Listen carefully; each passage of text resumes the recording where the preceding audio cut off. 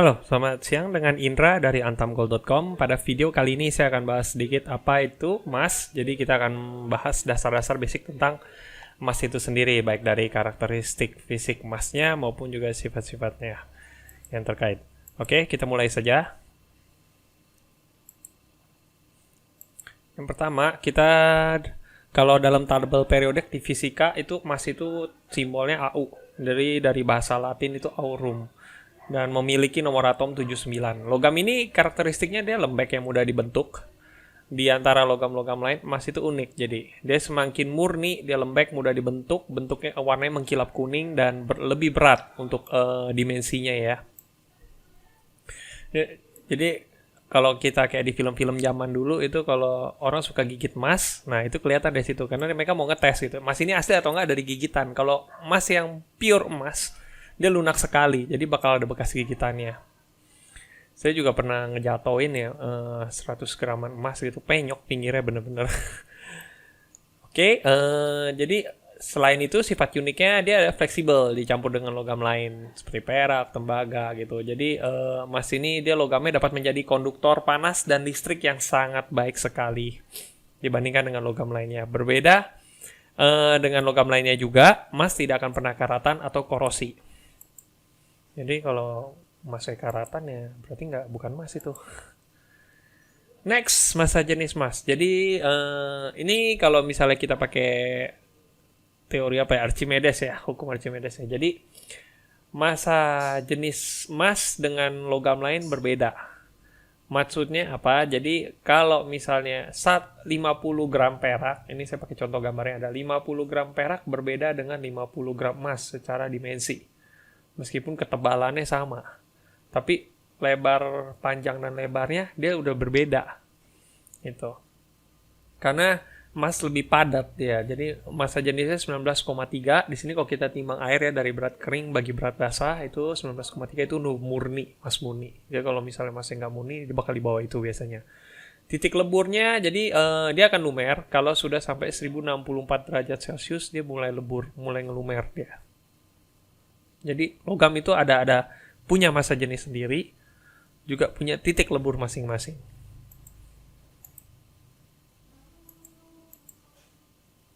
Oke, next yang saya bakal bahas adalah karat emas. Jadi kita sering dong dengar kata karat gitu, dan orang juga sering ngomong gitu, kalau emas ini 24 karat emas nggak, atau emas 22 karat atau apa. Dan lucunya mereka sering nggak tahu karat itu sebenarnya apa. Jadi let's start with the basic, kita di sini sama-sama belajar.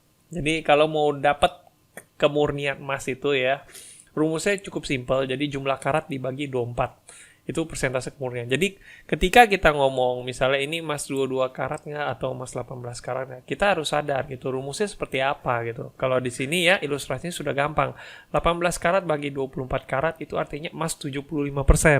Bagaimana dengan 25%-nya? Itu bisa logam lain, campuran perak, tembaga. Tapi ketika kita ekstrak benda yang 18 karat itu, perhiasan yang 18 karat itu, kita bakal dari berat 1 kilo, misalnya kita bakal dapat murni emas 75%. Jadi, udah mulai ngerti ya, karat itu pada dasarnya ada sistem pengukuran tingkat kemurnian emas. Jadi, berdasarkan jumlah persentase emas murni yang terkandung dalam suatu logam. Mengapa emas 24 karat itu nggak digunakan sebagai standarisasi perhiasan? Standar perhiasan itu biasanya 18 karat, standar umum. Karena kalau misalnya dia semakin murni, seperti yang saya bilang tadi, semakin lembek. Jadi kalau pakai hari-hari itu nggak durable, gampang penyok banget. So that's why dicampur perak sama tembaga, biasanya biar lebih durable dia punya. Pakai buat hari-hari kuat. Bahkan buat kita ngikat batu-batu berlian atau apa gitu, dia lebih kuat.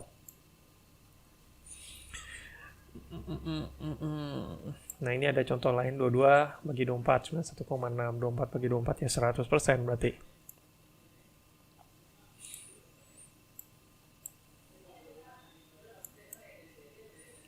Oke, unit satuan emas kalau di kita nasional itu dalam gramasi. Jadi gram. Sementara kalau di luar negeri itu dalam troy ounce internasional. Nah, 1 troy ounce itu sama dengan 31,1 bla bla bla gram. Jadi biasanya kita ngomong 1 troy ounce sama dengan 31,1 gram. Untuk mempermudah saja basically. Jadi kalau di radio kita sering mendengar harga emas dolar per troy ounce saat ini adalah berapa dolar per troy ounce gitu. Nah itu kita sebenarnya harus kalkulasi dulu gitu. Kita jadi $1 berapa troy ounce, kita harus tahu 1 troy ounce itu sama dengan 31,1 gram. Kita harus konversi dulu gitu. Setelah konversi baru tuh kita konversi dari dolar ke rupiahnya.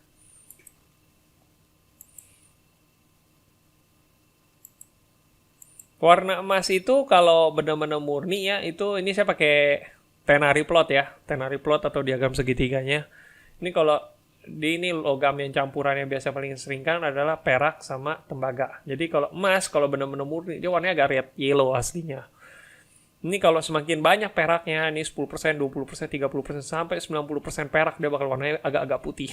Mulai ke putih. Sementara kalau misalnya tembaganya banyak, ini dari 10% dari 90% emas, berarti 10%-nya tembaga kan. Semakin banyak, nah otomatisnya nanti warnanya jadi kemerahan.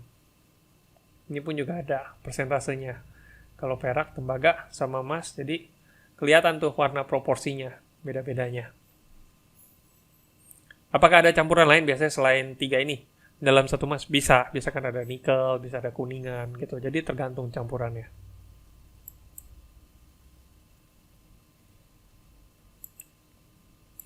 Asal muasal emas. Nah, bagian ini saya bakal jelasin proses terbentuknya emas.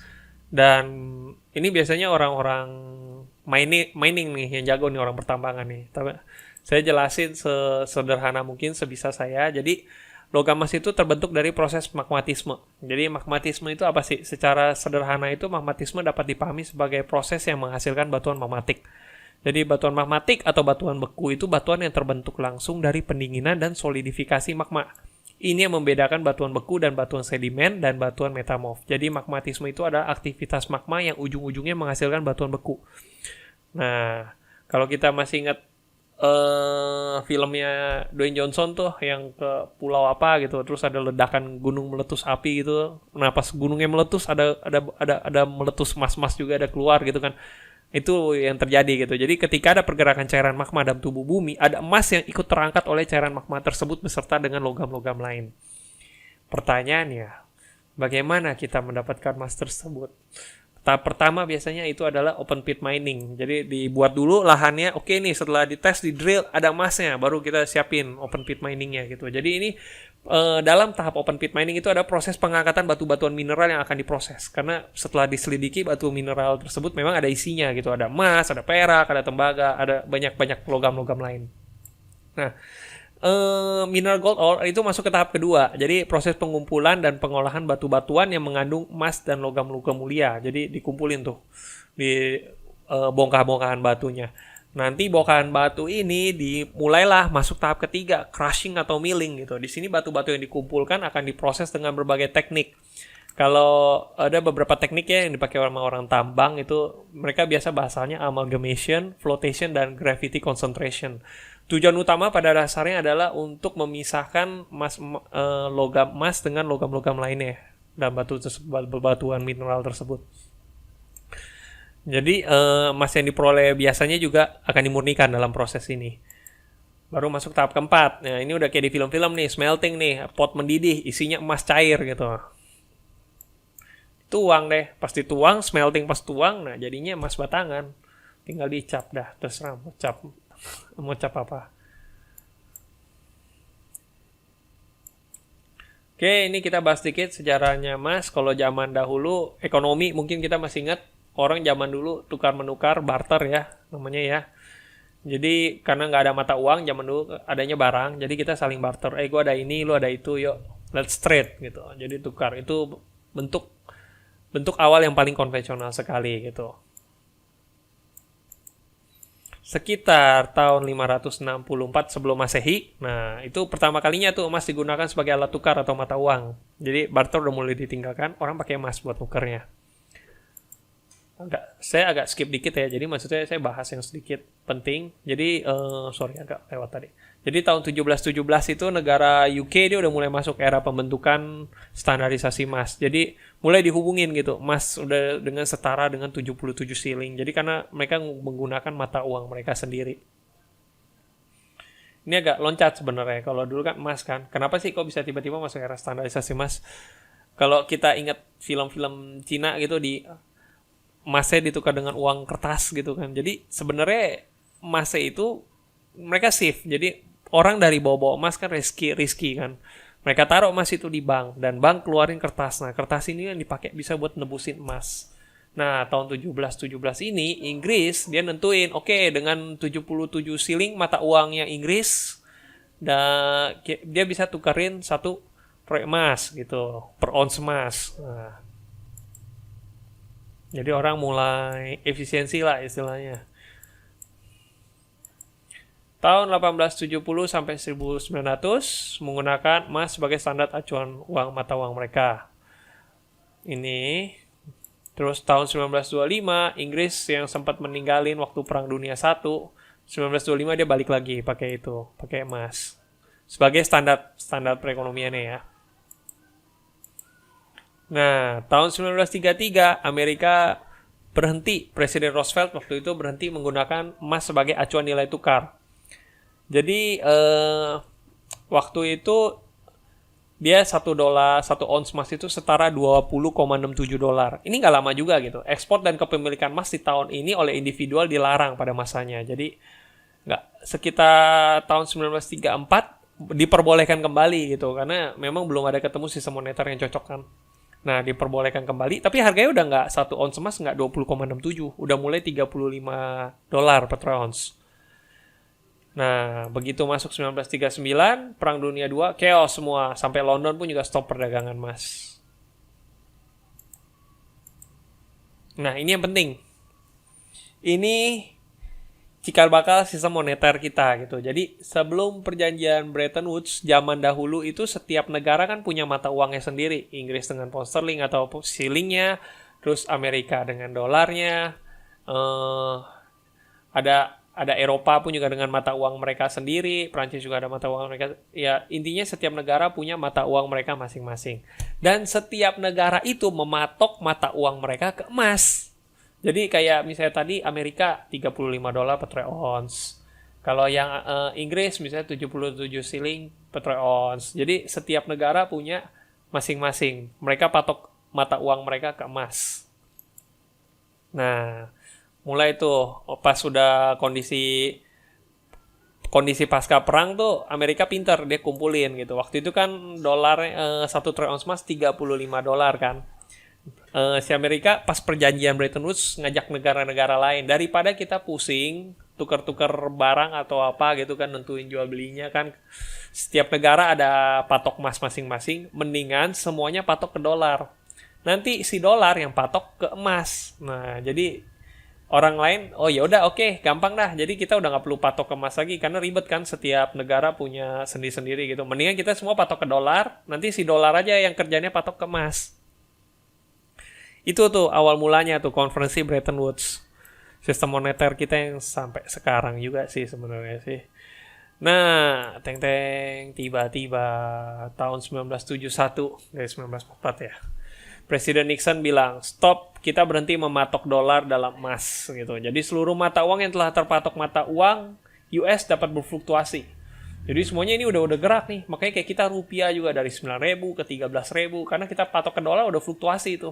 Sementara si dolar udah nggak matok lagi ke emas yang dulunya sekarang $35 per troy ounce ya. Sekarang ya teman-teman udah tahu udah di atas $1.000 lebih per troy ounce kan. Meskipun belum nyentuh 2.000 sih. Banyak gold buggers yang mengharapkan sentuh sampai 2.000. Termasuk saya jujur.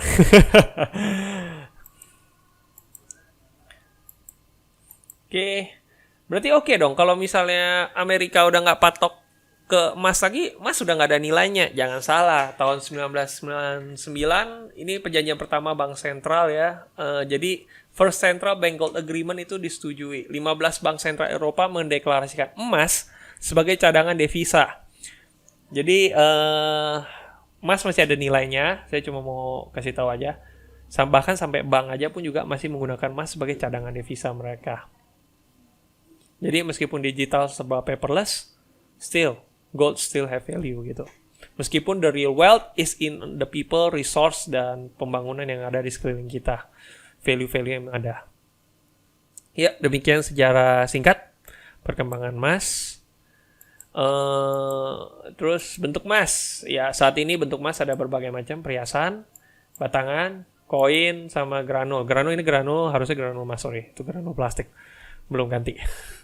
Anyway, buat bentuk emas, nanti saya akan bahas lebih detail untuk di video selanjutnya.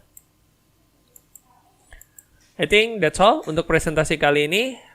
Selamat, paling nggak teman-teman sekarang udah tahu dasar-dasar emas itu apa ya. Jadi kalau misalnya ada pertanyaan atau apa, atau ada yang kurang, atau ada yang mau ditanyakan, please jangan sungkan untuk kontak saya juga di indra@antamgold.com atau bisa langsung WhatsApp saya. Silakan juga email saya boleh.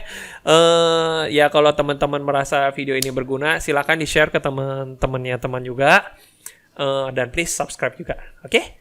Thank you and see you. Sukses buat teman-teman semua. Bye-bye.